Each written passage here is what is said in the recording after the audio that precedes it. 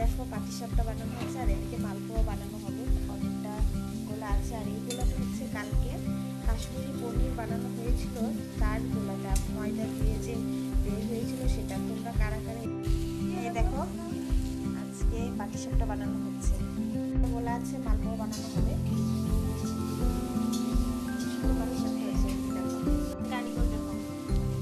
কালকে কাশ্মীরি পনির বানানো হয়েছিল, তার গোলাটা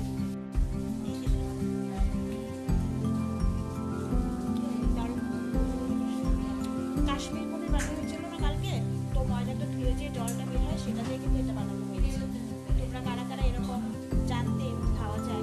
দেখো এখন মালপোয়া বানাচ্ছি, পাটিসাপটা শেষ শেষ। গোলাটা কিসের তোমাদেরকে আগে বলেছি, এখন আর একটু ভালো করে বলে দিই।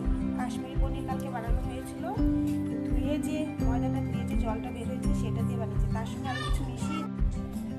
পিঠেগুলো কেমন হয়েছে জানো?